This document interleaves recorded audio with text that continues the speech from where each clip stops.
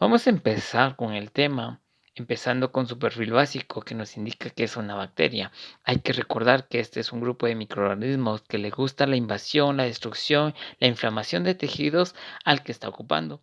El método a utilizar es el de Gram, una secreción potencialmente infectada. Utilizando toda esta metodología que podemos observar de tintura, se va a tener a que la pseudomonas se pinte o se tiñe de color rojo o rosa.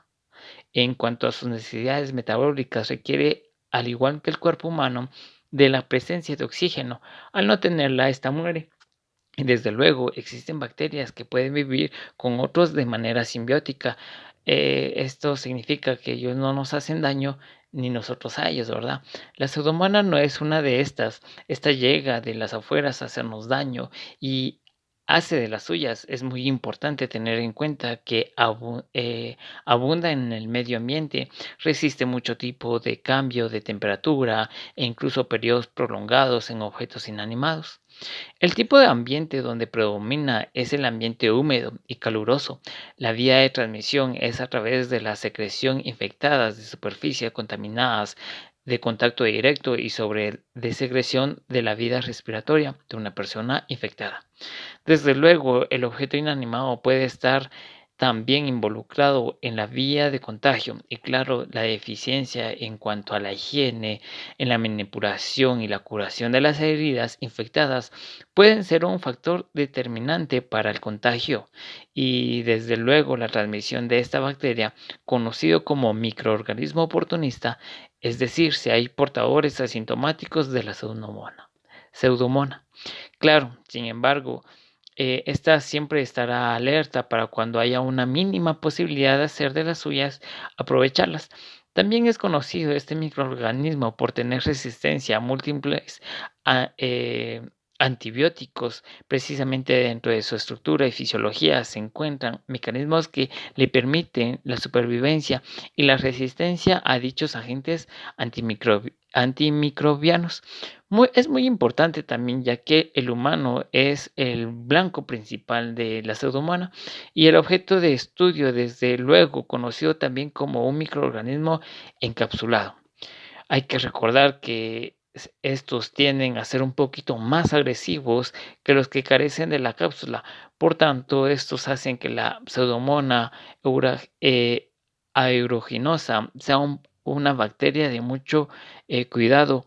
Como se mencionaba, esta puede sobrevivir durante meses en las superficies secas y objetos inanimados. Por lo tanto, hay que tener y fomentar la higiene en cuanto a las manos, la manipulación de secreciones potencialmente infectadas, sobre todo en el personal de salud. Anatómicamente tiene la forma de bacilo curvo, de una coma gramatical, por así decirlo, al igual que otras bacterias. Esta no forma esporas, sin embargo, como dijimos, es superviviente a ambientes externos por meses y a tenerlos en cuenta mucho por la vida de transmisión. Una vez que nos afecta, los lugares típicos que va a afectar son todos estos dentro de sus necesidades. Metabólicamente, encuentra el uso de las herramientas catalasa y oxidasa, que es un microorganismo que utiliza el oxígeno para la supervivencia.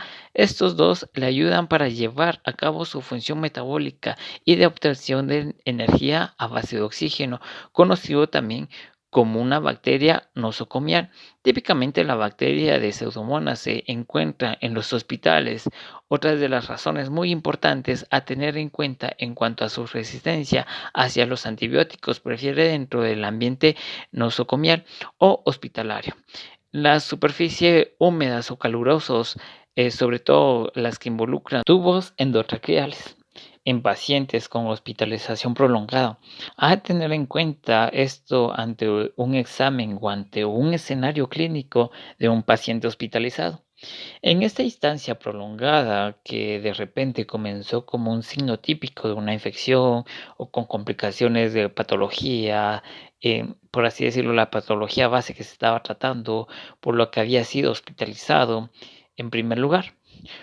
Quizás un punto positivo es que carece de un insecto intermediario.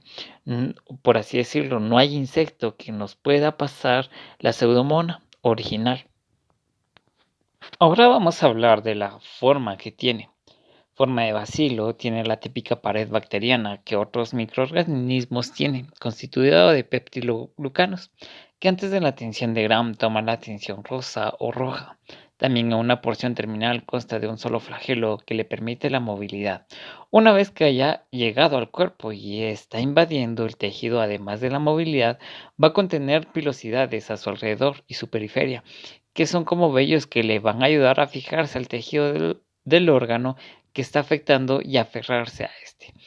Por dentro, al igual que otras bacterias, tiene su citoplasma y dentro de él su cadena de ADN y sus trabajadores ribosomales.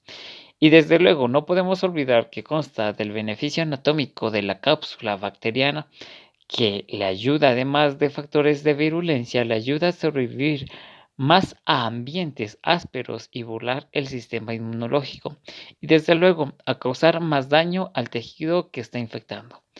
Pero también debemos de tener en cuenta que tiene factores de resistencia antimicrobiano, los cuales son estos: las beta-lactamasas. Le ayudan a sobrevivir a la acción de las penicilinas y sus derivados.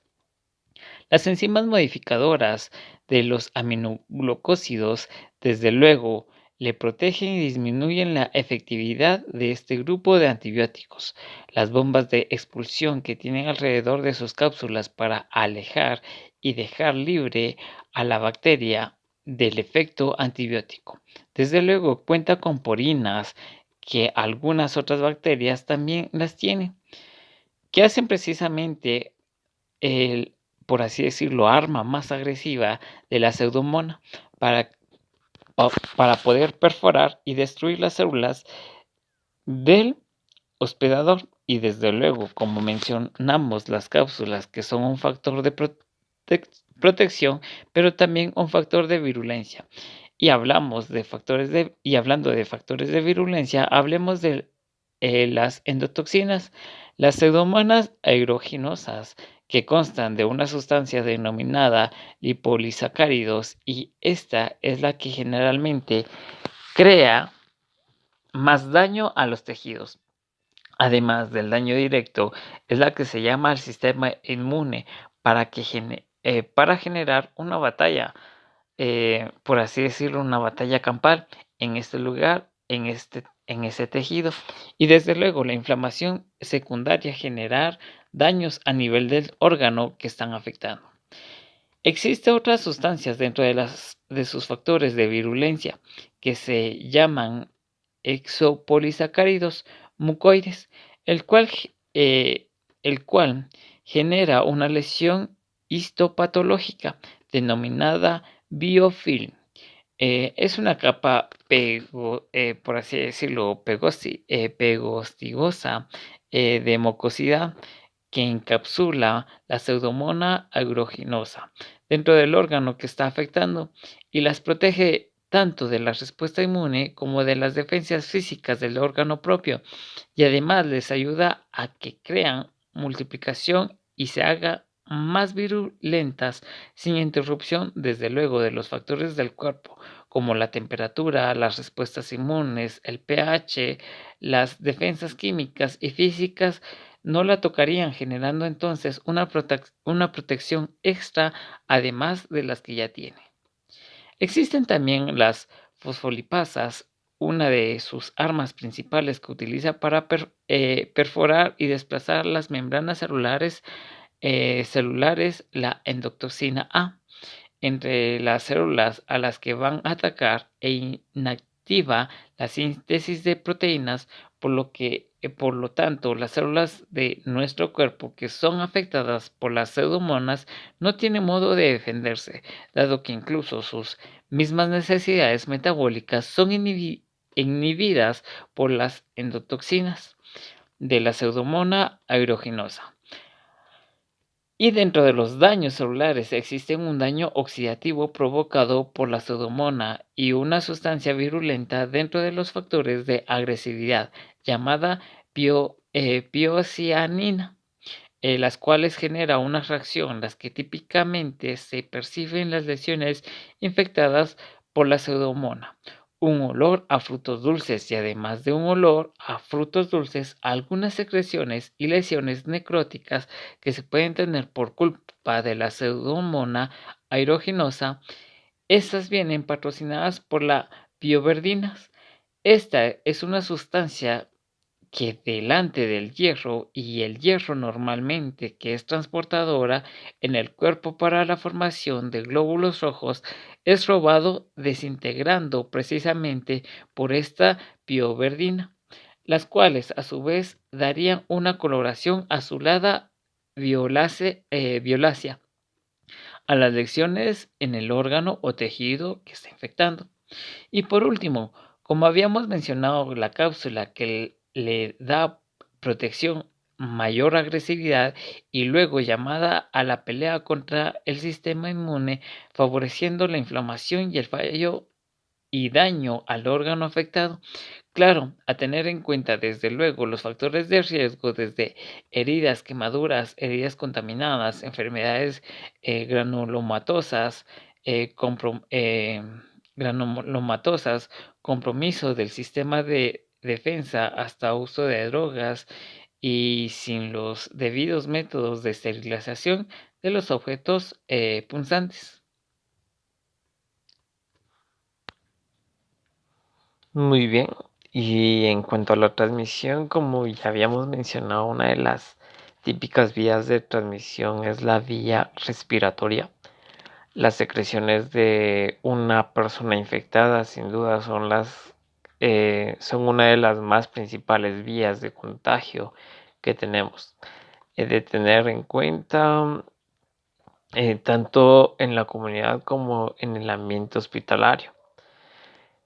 Tanto familiares del paciente en cuidados por los grados como el personal de la salud debe de extremar la precaución precisamente para evitar la contaminación de la transmisión y, y el esparcismo de dicha bacteria.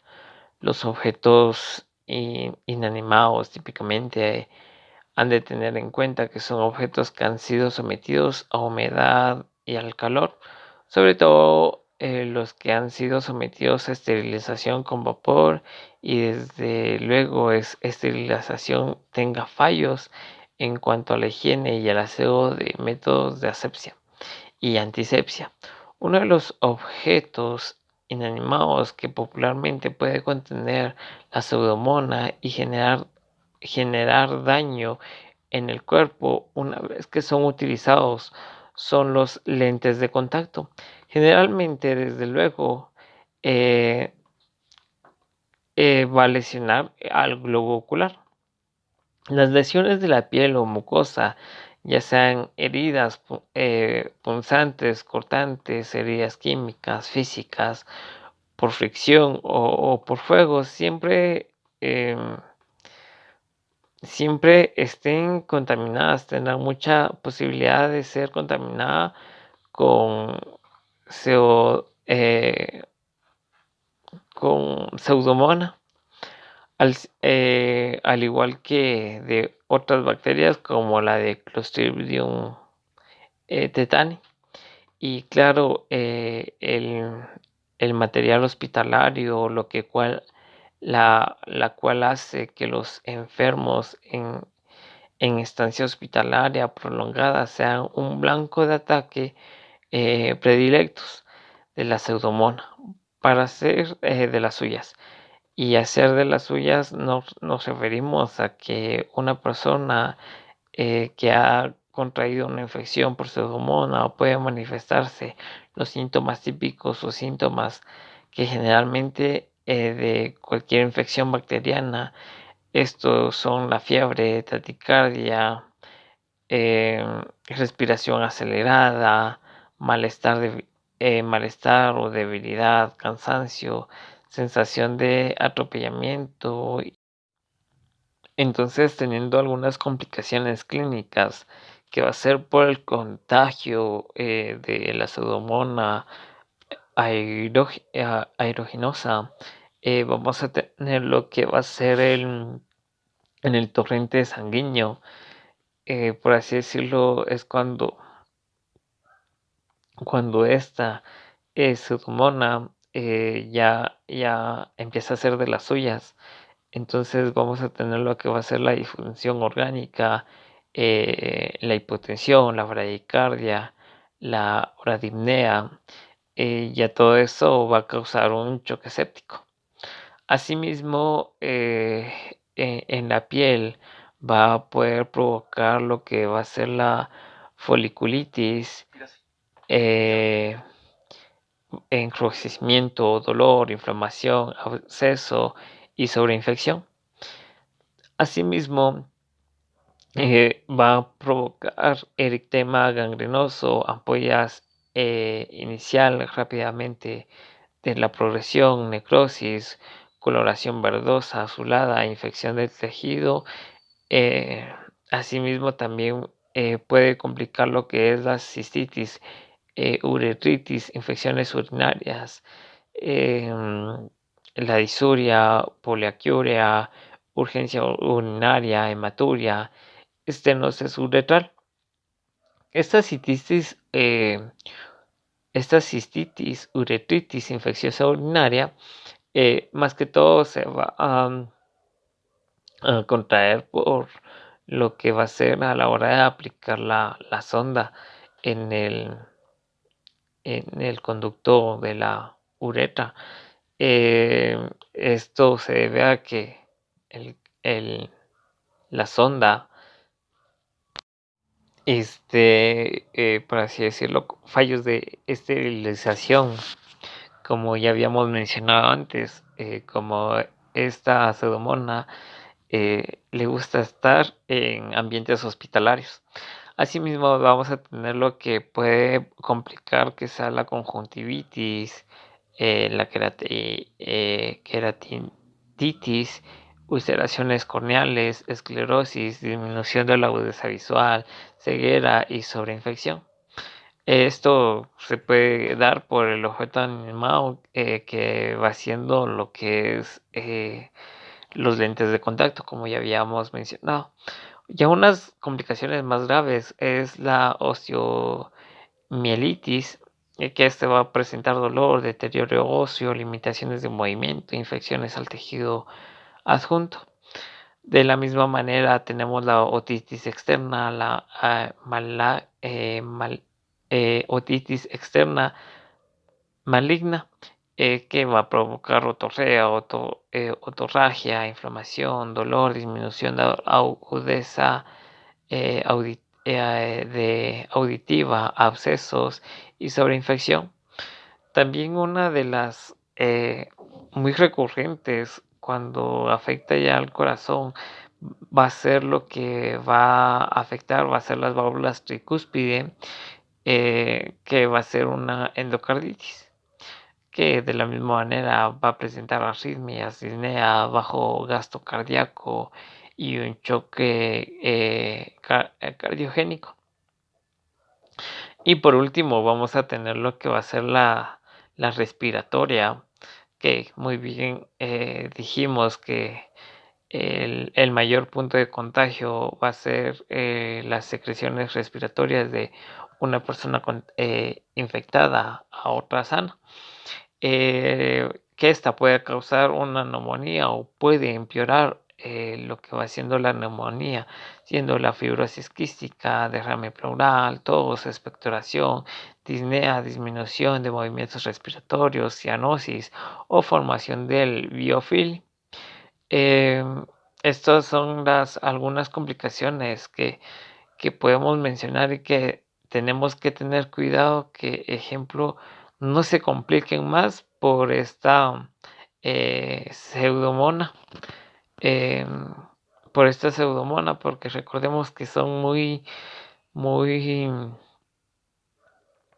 esta pseudomonas es muy resistente a muchos antibióticos como la penicilina y algunos otros más. Muy bien, entonces ahora con la metodología de diagnóstico, eh, desde luego el diagnóstico clínico no podía faltar. Lo que palpamos, lo que auscultamos y lo que percutimos, pero sobre todo lo que interrogamos al paciente nos va a orientar al contexto de la infección. Claro que los cultivos de la secreción potencialmente infectadas, de donde sea que se tome, desde o donde se encuentren, ya sea las vías respiratorias, ya sea la vía cutánea o incluso hemocultivos, nos va a dar la ubicación de donde se encuentra la pseudomonas. Y esto es muy importante porque nos ofrece un antibiograma, el cual nos informa por así decirlo, la cual nos va a informar qué antimicrobiano sea resistente a la pseudomonas, pero ante que el antimicrobiano puede sucumbir. Y eso nos va a ayudar mucho para direccionar la terapéutica o el tratamiento y evitar las severas complicaciones de la pseudomonas. Claro, es un conteo, claro, en un conteo sanguíneo vamos a encontrar la presencia de aumento de las células blancas, la tinción de Gram, de las infecciones potencialmente portadoras de la pseudomonas, nos va a ayudar bastante, en la cual encontraríamos lo que son los bacilos con tendencia a lo curvo, gram negativo, que se pintarán de rojo. Lo importante es llegar a un diagnóstico certero para establecer lo más prioritariamente posible el antibiótico y erradicar esta pseudomonas antes de que las complicaciones que ya mencionamos se presenten. Pero claro, como hemos mencionado, todas, por así decirlo, todas las manzanas no son verdes. Tenemos que diferenciar entre la pseudomonas con todos estos microorganismos a tener en cuenta para poder direccionar el tratamiento específico y evitar precisamente las terribles complicaciones que serían todas estas que ya mencionamos anteriormente. Y una vez llegado, como mencionamos, el diagnóstico, establecer el tratamiento con los antibióticos de preferencia. Los antibióticos que nos dice el antibiograma, pero los más populares para acabar con la pseudomonas son todos estos que podemos observar aquí.